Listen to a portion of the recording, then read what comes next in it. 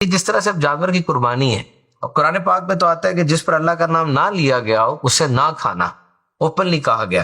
یہاں بھی جس طرح کھلانے سے پہلے تو آپ جانور ذبح کر رہے ہیں نا، اور پھر وہ بھی اللہ کا نام پہ ذبح کر کے کرتے ہیں. لیکن بعض اوقات جب یہ بزرگان دین کے نام پر بکرا دیا جاتا ہے، اور بکرے کا کہا جاتا ہے کہ یہ داتا صاحب کے نام کا بکرا ہے، یہ غوث پاک کے نام کا بکرا ہے، تو اس چیز کو کیسے آپ ایکسپلین کریں؟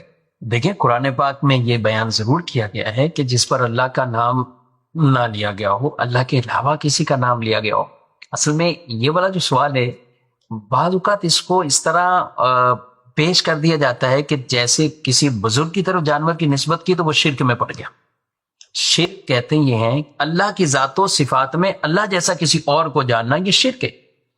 اب ذرا کسی بھی آدمی سے پوچھا جائے نا، عام آدمی سے پوچھا کسی نبی کے بارے میں، کسی صحابی کے بارے میں، اہل بیت کے بارے میں، ولی کے بارے میں، کتنی بھی اس کی عقیدت ہو اس کے ساتھ کیوں نہ ہو، وہ بزرگ کے ساتھ بھی کتنی عقیدت کیوں نہ ہو، آپ ایک عام اور نارمل پڑھے ہوئے یا بغیر پڑھے ہوئے، ٹھیک ہے، جن کو ہم ان پڑھ کہتے ہیں، ٹھیک ہے، ایک عام دیہاتی آدمی، اسی سے پوچھو کہ یار یہ بزرگ کیا یہ خدا ہے، یہ خدا جیسے ہیں، تو کیا آپ کو کبھی کہیں سے جواب ملا؟ پاسبل ہی نہیں ہے. وہ کسی کا فصل پہ کاٹ رہا ہوگا اور وہ صحیح طرح اردو بھی نہیں بول سکے گا، یہ نہیں کہے گا. یہ نہیں کہے گا. تو اس کا مطلب مسلمانوں کا یہ بزرگوں کے حوالے سے، نبیوں کے حوالے سے بالکل عقیدہ ہے، یہ مائنڈ سیٹ نہیں ہے ان کا. یہ ہے بالکل صحیح بات. وہ جانتے ہیں کہ اللہ رب العالمین کسی کا محتاج نہیں، رب تبارک و تعالی بے نیاز ہے، اور وہ کسی کا محتاج نہیں، ساری کائنات اللہ کی محتاج. اور اللہ کا جو اسم ہے یہ کسی اور پہ فٹ نہیں ہوتا، وہ اس کا یہ عقیدہ ہے. بالکل ایسے. تو رب تبارک و تعالی کی ذات اور صفات میں کسی اور کو اللہ جیسا جاننا، تو یہ تو واضح طور پر شرک ہے.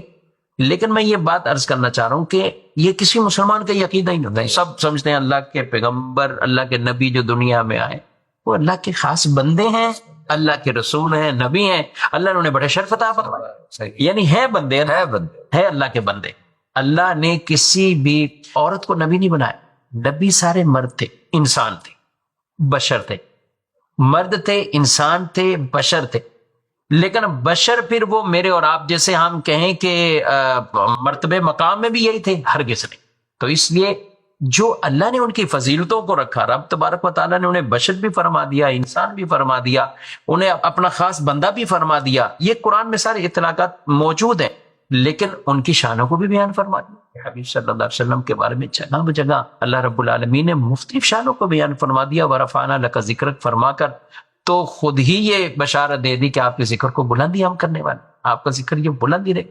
تو یہ شانیں بھی ماننی چاہیے. لیکن ایک انبیاء کے حوالے سے جو ہمارا عقیدہ اور تصور، انسان تھے، مرد تھے، کسی بھی عورت کو نبوت نہیں ملی. نبوت اللہ کا فضل اور اللہ کی خاص رحمت جس پر تھی، اللہ نے عطا فرمائی. یہ ایسی کوئی چیز نہیں تھی کہ جو عمل کے ذریعے ہو، یہ عطائی تھی، یہ رب تبارک و تعالیٰ نے عطا. تو یہ اللہ پاک کے جو انبیاء ہیں یا اللہ کے نیک بندے ہیں، تو کسی عام عوام میں سے کسی کا یہ عقیدہ نہیں ہوتا کہ یہ جی اللہ جیسے ہیں ماشاء اللہ، یا جو کام اللہ نہ چاہے یہ کر دیں گے، ایسا کسی کے منہ نہیں ہوتا. پہلی بات تو یہ. اب جو آپ نے سوال کیا، اس پہ قرآن کی آیت تو کہہ دی جاتی ہے کہ اللہ کا نام جس پر نہ لیا گیا ہو اسے نہ کھاؤ. اس کا مطلب کوئی بھی نہیں سمجھتا کہ اس کا مطلب کیا ہے. ایسے لوگ نہیں سمجھتے جو اس طرح کی گفتگو کر. مطلب اس کا یہ کہ جس جانور کو ذبح کرتے وقت اللہ کے علاوہ کسی اور کا نام لیا گیا ہو وہ نہ کھاؤ ذبح کرتے ہوئے. میں آپ سے سوال کرتا ہوں، جتنے لوگ ہمیں سن رہے ہیں، ذرا ان سے بھی گویا کہ ہم کہیں گے سوال کر رہے ہیں کہ کیا آپ نے کبھی سنا کہ کسی نے کوئی عقیدت میں بھی آ کر کسی نبی کے نام پر جانور ذبح کر رہا ہو؟ میں نے ذبح کرتے وقت چھری چلاتے ہوئے کوئی نام اللہ کے علاوہ لیا کسی کا لے، پاسبل نہیں ہے جی.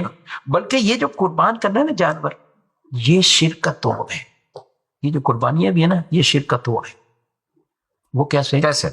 وہ اس طرح ہے، قربانیاں تو پہلے سے چلتی ہوئی آ رہی مختلف انداز. وَلِكُلِّ أُمَّةٍ جَعَلْنَا مَنْسَكًا.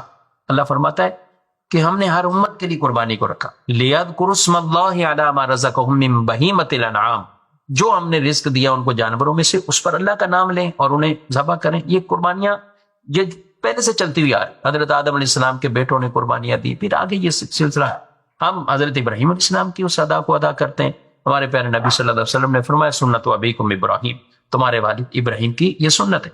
اور ہر بال پر اجر دیگر ثواب بیان فرما دیے. پہلے جو مشرکین تھے وہ کچھ لوگ جانوروں کو ذبح کرتے تھے تو وہ اپنے ہی ان معبودوں کے نام پر، اللہ کے سوا جو انہوں نے معبود بنائے ہوئے تھے، بتوں کی کوئی پوجا کرتا ہے کچھ جانوروں کو ان کے نام پہ ذبح کیا جاتا.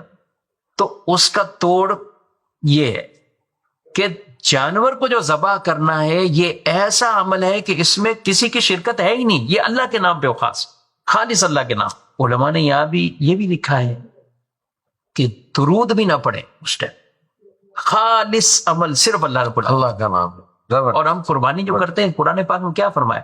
قل ان صلاتی و نسکی و محیای و مماتی للہ رب العالمین لا شریک لہ. یعنی اے محبوب آپ فرماؤ میری نماز، میری قربانی، میری زندگی، میرا مرنا، یہ تمام اللہ رب العالمین، جس کا کوئی شریک نہیں، جس کا کوئی شریک. یہ قربانی کے بغیر ہم دعا بھی پڑھتے ہیں. یہ دعا بھی ہے کہ جب ذبح کرتے ہیں تو اس وقت دعا بھی پڑھنی چاہیے. تو یہ یعنی یہ پورا وہ شرک کا ایک طرح کا توڑ ہے. اور اس میں عقیدہ توحید کا درس ہے. جس طرح یہ جانور بغیر کسی شراکت میں، کسی اور کا نام نہیں، اللہ کے نام پر ذبح ہو رہا، تو یہ ایک مسلمانوں کے لیے توحید کا بھی اس میں درس بھی ہے. اب جو مختلف طرح کی ایسی نسبت کر دی جاتی ہے نا کہ یہ غوث پاک کا ہے، یہ فلاں کا ہے، یہ فلاں کا ہے، آپ ان سے بھی پوچھیں یا ان سے کسی بچے سے بھی پوچھیں گے جب آپ ذبح کریں گے کیا کہیں گے؟ غوث پاک کے نام پر. کبھی نہیں ہوگا. نیت یہ ہوتی ہے یہ جانور اللہ کے نام پر ذبح ہوگا، اس کا جو ثواب ہے وہ حضور غوث پاک کو مل جائے، اس کا ثواب حضور داتا صاحب کو مل جائے، اس کا ثواب حضور بابا فرید کو مل جائے. تو ان کی طرف نسبت کی جاتی ہے. قربانی کے لیے جب لائیں تو اس وقت مجھے بتائیں کون سا ایسا شخص ہے کیا بولتا ہے؟ جانور کھڑا کوئی بھی کوئی پوچھتا ہے، تقسیم ہو جاتا ہے. ارے ہاں یہ کس کا ہے؟ تو اس وقت بولو اللہ کے نام پہ ہے، اللہ کے نام کا ہے. یعنی کوئی بھی نہیں بولے گا. کوئی کہتا میری والدہ کے نام پر ہے، یہی بولے گا یہ چچا کا ہے، یہ فلاں کا ہے، یہ فلاں کا ہے. ایسا ہی ہے. اچھا بچے کا عقیقہ کرنا ہوگا، جانور لے کے آ گیا، کیوں؟ وہ نسبت اپنے بچے کی طرف کریں گے. تو یہ جانور یہ جو زندہ کھڑا ہوا ہے اس کی نسبت کی جا رہی ہے، نہ کہ اس سے یہ مراد ہے کہ اس کو ذبح کرتے ہوئے یہ بہت بڑی علمی خیانت ہے. مطلقاً تمام جتنے بھی جانور ذبح ان کو اللہ پاک کے نام پر ہی ذبح کرنا، چاہے ہم شادی کے لیے جانور ذبح کر رہے ہوں یا کسی اور کے لیے. لیکن اس کو صرف ایک جانور کی کہیں نسبت کر دینا ولیمے کے لیے، عقیقے کے لیے، فلاں کی طرف سے، یہ طرف، اس کو مان اللہ مسلمانوں کو اسی بات پر شرک قرار دے دینا کتنی بڑی، شرک کوئی تھوڑی چیز، شرک کوئی کم گناہ نہیں. اور شرک کا ایسے خام کا کسی ایسے کو شرک کا کہہ دینا جو شرک میں مبتلا ہی نہیں. دیکھیں شرک ہم پھر بھی عرض کریں شرک بہت بڑا گناہ ہے، اتنا بڑا گناہ ہے کہ شرک یہ اللہ معاف نہیں کرے گا. جس نے اللہ کے ساتھ کسی اور کو اللہ جیسا جانا مانا، شرک اللہ معاف نہیں فرمائے. یعنی یہ گناہ ہی ایسا ہے. قرآن پاک میں اللہ نے واضح فرما رہا ہے ان اللہ لا یغفر ان یشرک بہ ویغفر ما دون ذلک لمن یشاء. اللہ شرک معاف نہیں کرے گا، شرک کے علاوہ جو چاہے گا معاف فرما دے. کوئی کبیرہ گناہ بھی ہوئے رب تعالیٰ جسے چاہے معاف فرما دے، لیکن شرک ایسا گناہ ہے یہ معاف نہیں فرمائے گا. جس کا دنیا سے جانا شرک پر ہوا، کفر پر ہوا، یہ اس کی چیزیں معاف نہیں. ہاں دنیا میں موقع ہے، دنیا میں موقع ہے. اگر کوئی کفر اور شرک سے بھی توبہ کرتا ہے تو توبہ اللہ نے ایسی نفیس شے بنائی ہے کہ کفر اور شرک کا گناہ بھی معاف فرما